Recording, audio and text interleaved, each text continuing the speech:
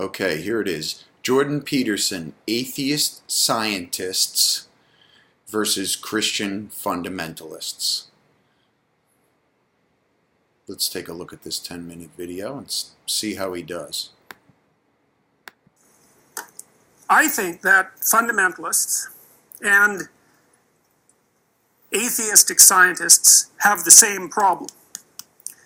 The fundamentalists, so we could say the Christian fundamentalists in the US, make the proposition that biblical stories, we'll call them mythological stories, are literal representations of the truth. And that might be true depending on what you mean by literal. No, it's not. Right? One set of facts in the universe. In this universe, if you're talking about the past, you're talking about one set of facts. You're talking about the future, you're also talking about one set of facts. Okay? So let's just make that clear. And by the way, the faith position of a scientist is irrelevant to his science, or it better be, or he's a shitty scientist, right? Doesn't matter what religion a scientist is. His science should float free. And it does. Look it up. But what they mean by literal, or what they attempt to make literal mean, is that they're in the same category as scientific facts. Because they don't have the idea that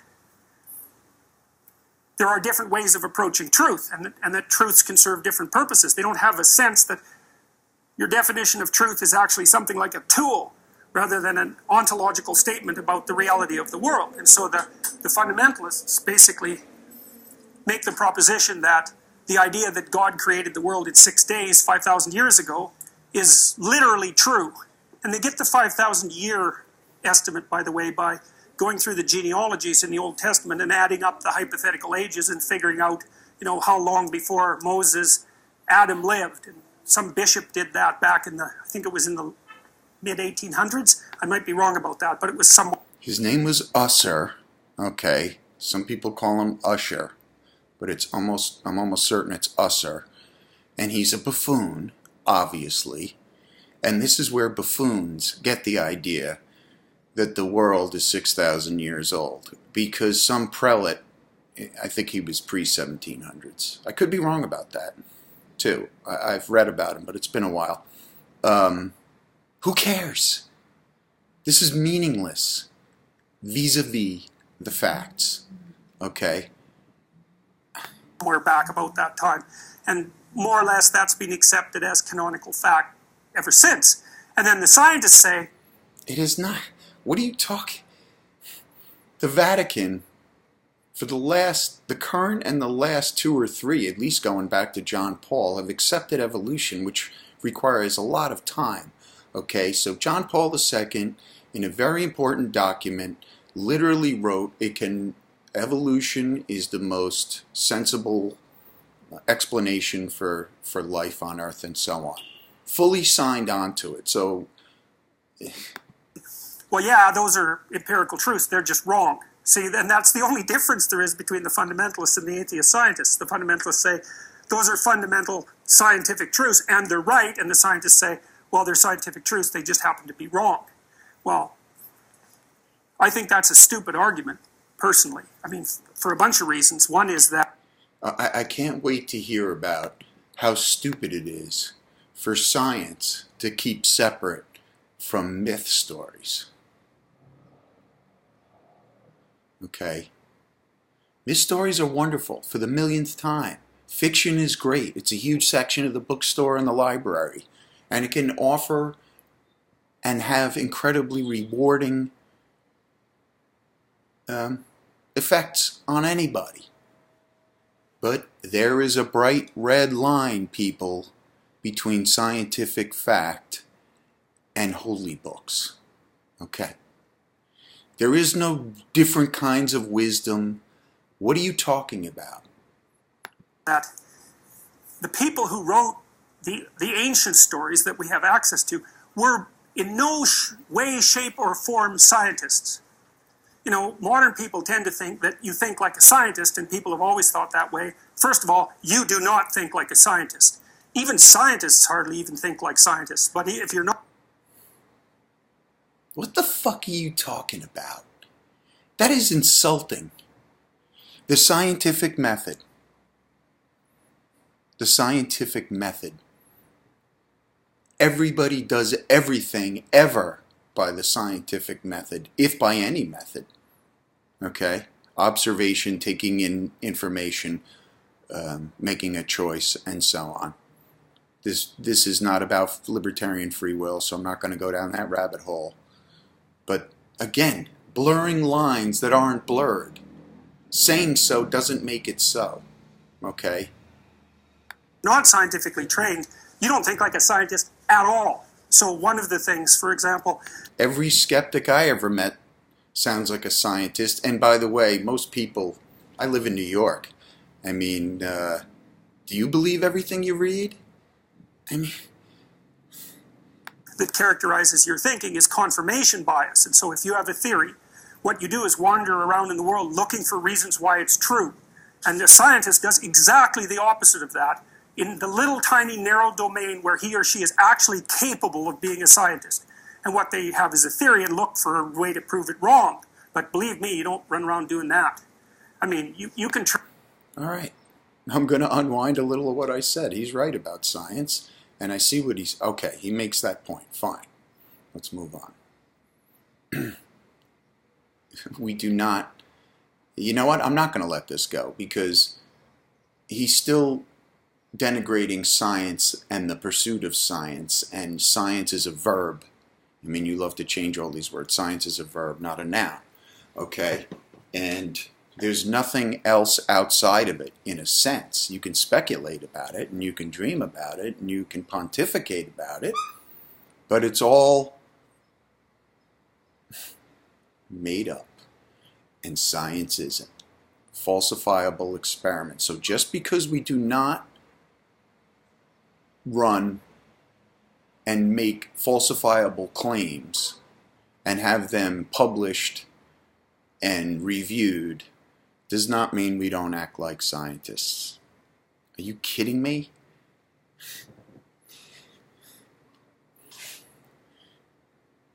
Chimps act like scientists. They build stuff to get on top of things. They use long reeds to get ants and so on. They're using tools. They're solving problems. I mean, that's one step ahead, man. That's the verb of science. That's what problem solving is. There's no blurring. Where's this blurring coming from? Train yourself so now and then you can do that. You know, you can learn to listen to people, for example, on the off chance that you might be wrong. But that is by no means a natural way of thinking. Yes, it is.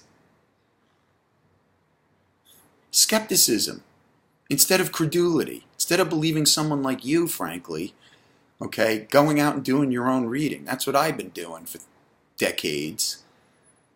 That's my special claim to fame, which is nothing. Reading and remembering.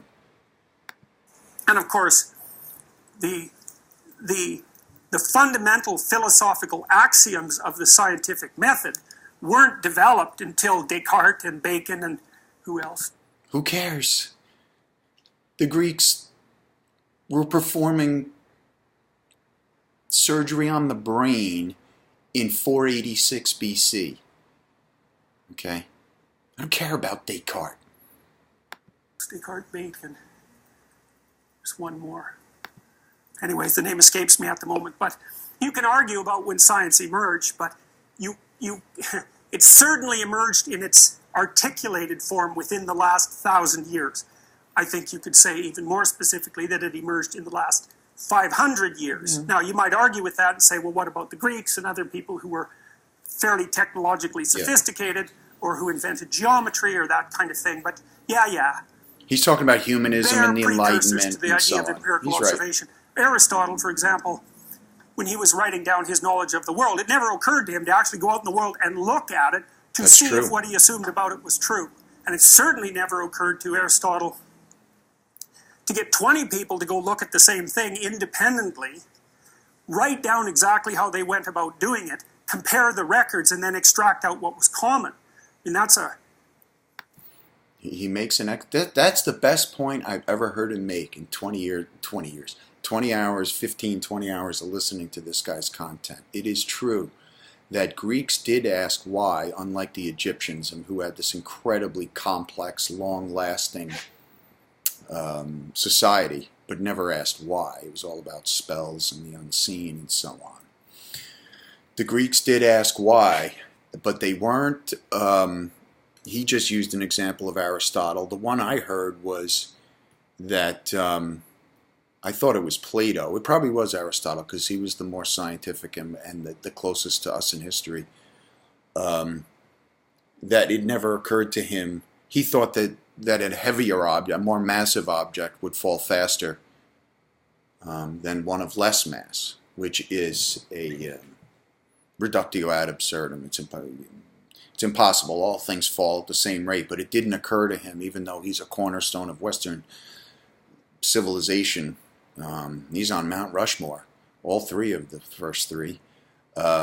Never occurred to him to go drop a heavy and a light object at the same time from high above and check it out. So, good point, Jordan Peterson. That seems self-evident to us to some degree, but, it was by no means self-evident to anyone 500 years ago, and people still don't do it. So, Fine. It's not plausible.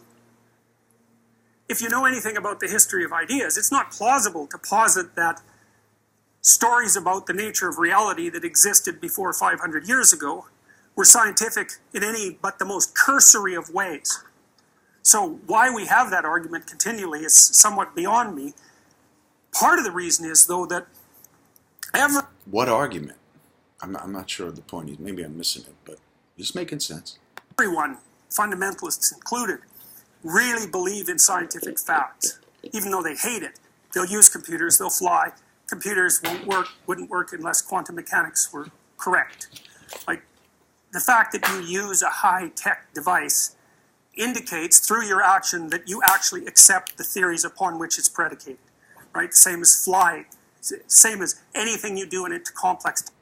I wish that were true. If everybody could self-recognize as a hypocrite who didn't acknowledge science, the world would be a much better place. And that, not that science requires worship, mind you. It's just that it's how we've gotten everything. And if not everything, how do you even talk about the other stuff? He doesn't do it well. Technological society. You're stuck with it. You're reading by the lights. Do they work? Yeah, they work. Well, so it's really hard for people who are trying to hold on to a way of looking at the world that appears to contradict the scientific claims when everything they do is predicated on their acceptance of the validity of the scientific claims. It's really problematic for people. And it's problematic in a real way, I think, because one of the problems with the scientific viewpoint is it doesn't tell you anything about what you should do with your life. It doesn't solve the... Yeah, this is... I guess he's going to start to proselytize now. Science can't tell you anything about what to do with your life. What if you want to be a scientist? What if you want to be a computer engineer? You just mentioned quantum mechanics and computing at the smallest scale and all the rest of it. I'm not buying that. Not buying that at all. And I'll tell you why. Science is a verb and not a noun, okay?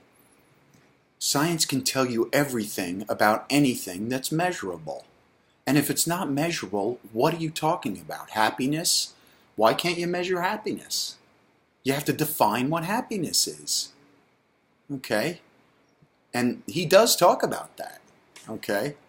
But once you define what happiness is, long, healthy life for you and your loved ones, food, water, shelter, the ending with self-actualization. Who was that? The hierarchy of needs. Call it that. Okay? You're telling me science can't help with that? Science doesn't help build houses and hospitals and medicine and tell you where to get stuff and how to get stuff and how to measure things, anything, the quality of a school, the quality of a hospital, the quality of a playground. I mean, I don't. Your iPhone is science. Okay, whatever's coming out of that is science. If you're not speaking to someone, a human. Okay, I mean, why not? Well, what's wrong with saying that? It's at least scientific, isn't it? And how isn't it? The problem of value at all. In fact, it might make it more difficult because one of the fundamental scientific claims, roughly speaking, is that every fact is of equal utility, at least from a scientific perspective. Right? There's no hierarchy of facts. It's not exactly true because you can think of one theory as more true than another, but that boils down to saying that it's more useful than another. So I don't think that that's a really good exception. Just cut that out of your next lecture, buddy. What the fuck was that? Okay, so fine.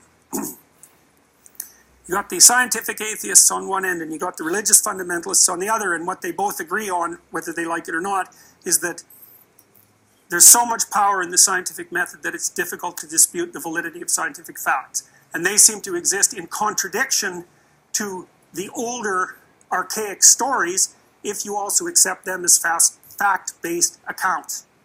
So what do we do? Dude, I'm going to say it again. Atheistic science. You've claimed you're a scientist. What are you? Doesn't matter. Light is 186,000 miles per second. Okay? Objects fall at 9.8 meters per second squared. What's the controversy? Okay? Doesn't matter. There are Nobel Prize winners who are Anglican and Catholic and probably Muslim, and even in the sciences. Okay, so clearly extremely competent people in the most detailed of sciences can hold beliefs contrary to what their science tells them, okay, which is a separate discussion, but of course exists. But I know, I've listened to several of them on YouTube. They know where to draw the line, okay? And there is a line. About that? Well, if you're on the scientific atheist end of things, you say, well, those old stories are just superstitious science, second-rate, barbaric, archaic forms of science. No, we don't. You call them what they are. I mean, he makes it sound like science is in principle in opposition to anything. Let me say it for the millionth time, Jordan Peterson fans. Science is not in principle in opposition to anything. You prove that Christianity is true, I'll be right there with you, okay? If there's falsifiable evidence, I'll be right there with you. Why wouldn't I? I mean, it's maddening. Just dispense with them, they're nothing but trouble. And if they're on the fundamentalist side, you say, well, we'll try to shoehorn science into this framework, and really that doesn't work very well. It doesn't work very well with the claims of evolution, for example. In fact, it works very badly. And that's a problem because evolutionary theory is like, it's a killer theory. And it's really, really hard. And like, it's not a complete theory, and there's lots of things we don't know about evolution, but, you know, trying to hand wave that away, that's not going to work without dispensing with most of biology. So, yeah, and name every other concentration of science that you can. He seems to be upset that science understood, which always discloses its limitations and understands its limitations, and if there are people who need to understand that, they should look into how science operates. It's a confidence level approximation. I just heard Sam Harris, everybody's favorite philosopher, call them as accurate estimates for utility in the real world. That's what they are. Okay? Science is not in principle against anything.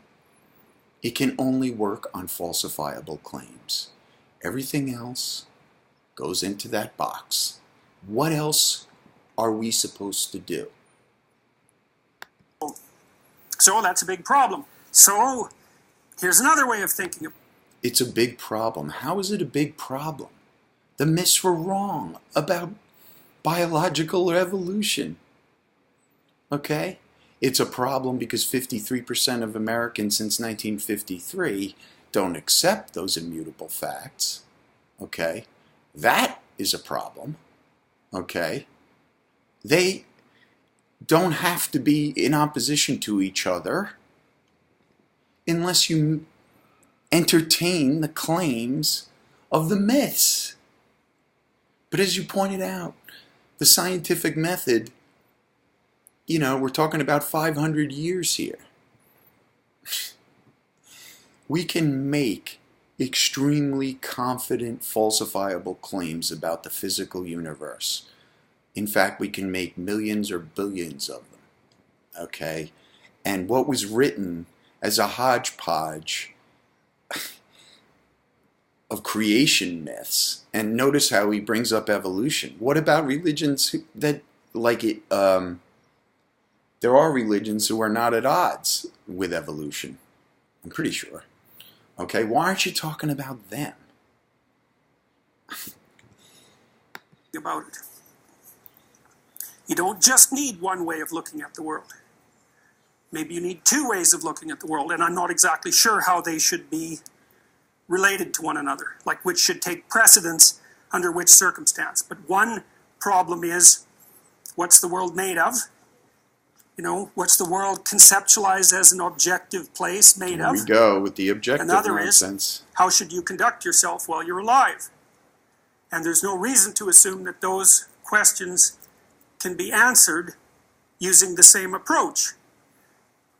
I mean, physics has its methods, and chemistry has its methods, and biology has its methods. So a method for obtaining the truth can be bound to a domain.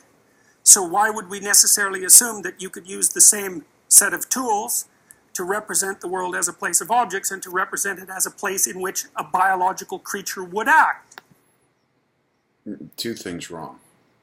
One, that biological creature is in the same universe and therefore subjected to the laws of nature. So whether we like it or not, we are living in this universe that's inhospitable, and we only live 100 years at best, and so on. And again, he's narrowly defining science as, physics, chemistry, and biology. Wrong. Okay. U.S. News and World Reports, when they rank colleges, is doing science, right? And you are using that information to decide where to send your child to college. Okay? You just use science. Somebody else's science, okay? If they dreamed it, if U.S. News and World Reports came out tomorrow with, their dream top 50 undergraduate colleges, how they appear to the staff in their dreams, would that be valuable? Or would you drill down on the former and the science on how they collected their data and what was important to you? I think I know the answer to that. Here's the point I'm trying to make. There is no other alternative. He's going to try and talk about there's two ways to think of things. There aren't two ways to think of things. Okay? We are each individual humans with separate brains and so on. I don't think I need to point that out. I don't need another Jordan Peterson fan to point out to me that, we all have a cross to bear, to coin a phrase. Okay? Yes, that's true. God.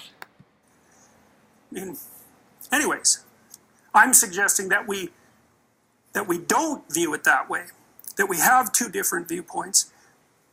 Maybe they can be brought together, although it's not obvious how, but that it's not a tenable solution to get rid of one in favor of the other. And I think the reason for that is that no atheist I know, I never heard anybody saying they wanted to get rid of any of our human backstory. That is another absurdity and a mischaracterization. Okay, I'm an atheist. I've read so many lives of the saints, and I've been to a million churches in Europe, and I've read the biography of Jesus, and I subscribe to Biblical Archaeology Review for a number of years. I don't want this information going anywhere. Okay, I don't want it taken seriously as fact, because that leads to problems. Do I need to explain why? You need to know how to conduct yourself in the world. You have to have a value system. You can't even look at the damn world without a value system. It's not possible. Your emotional health is dependent on a value system. The way you interact with other people is dependent on a value system. There's no getting away from it. And you say, well, there's no justification for any value system from a scientific perspective. You're going to draw that conclusion that no value system is valid. Where the fuck are you talking about? I mean, I gotta hear that again. It's not possible. Your emotional health is dependent on a value system. The way you interact with other people is dependent on a value system. There's no getting away from it.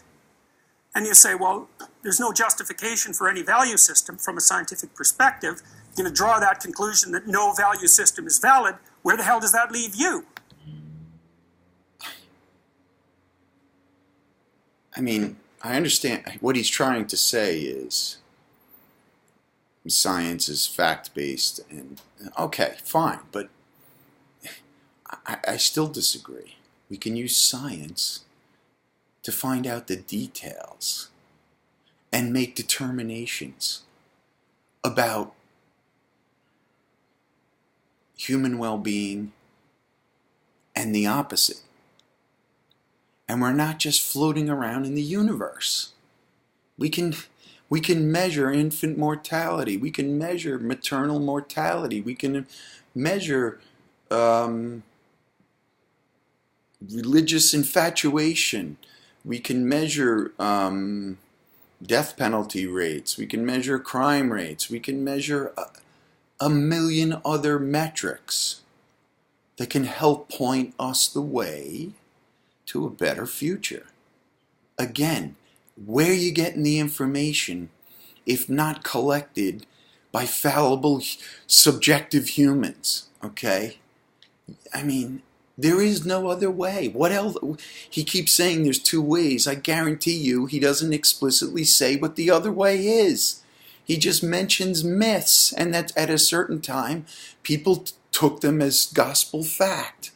Okay? Well, first of all, half of America is still taking them as gospel fact, thanks to people like you, frankly, although you're not even close to the, you're okay, but, I mean, are you kidding me?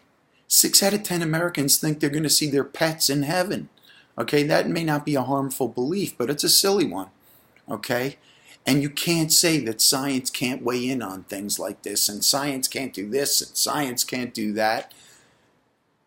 It's a verb, dude. There's no down. There's no up. There's no rationale for moving in any direction. There's not even really... There's no rationale for moving in any direction. It's called human well-being and conversation. The way we've been getting anywhere for the last, let's say, 100 to 300,000 years. Any rationale for living, and so people say things like that. Well, why the hell should I care what happens in a million years? Who's going to know the difference? It's like, yeah, true, stupid, but true. And the reason I think it's stupid is because it's just a game. I can take anything of any sort and find a context in which it's irrelevant. It's just a rational game. It's like, yeah, that's weird. No, I disagree. In a million years, I would hope that we're still going, I guess. Do I lay awake at night worrying about a million years from now? No. But it's weird. Who cares if 100 children freeze to death in a blizzard? What difference is it going to make a billion years? Well, what do you say to someone who says that? You say, well, seems like the wrong frame of reference, bucko. That's what it looks like to me. Because at some point you question the damn frame of reference, not what you derive from it. And it certainly seems to me that situations like that don't allow you to use that kind of frame of reference. There's something inhumane about it. And that trumps the logic, or at least it should. And if it doesn't, then all hell breaks loose, and that doesn't seem to be a good thing. All right, that's the end. I mean, there he goes again. Boy, you better pay attention to that other second way of thinking. I'm not going to tell you what it is, because it doesn't exist. But it has something to do with myths and Christianity and Judaism. And when did they start collecting the Old Testament? Like 580 BC or something. Multiple authors, an accretion over centuries, just like the New Testament and so on. But again, why isn't Hinduism the one? Why isn't he always referencing Hinduism? Science floats free of this nonsense, dude. That's how we get answers, okay? You talk about this secondary thing, and there is no secondary thing. I mean, it is so tiresome. And some kind of warning to us that we really should, don't just be rational. What else is there to be? When have you intentionally been irrational? Okay, because I would argue the answer is never. Actually, you might say you never could have acted irrationally in the past if you were of sound mind. But I'll noodle that one. Anyway, he did say some things that were actually accurate, and I want to give him credit, and I'm not being snarky, I'm serious. He said some worthwhile things there, but he's setting up this dichotomy between myths and science. I mean, are you kidding me? Myths and evolution. Evolution happened for billions of years, whether we're here or not, whether itinerant shepherds wrote books down or not, okay? And even if there's a God or not, or even if we have a soul or not, or even if we go to heaven or not, none of that matters. Science knows the lines, announces them, and they're bright red. Stop saying otherwise, Professor.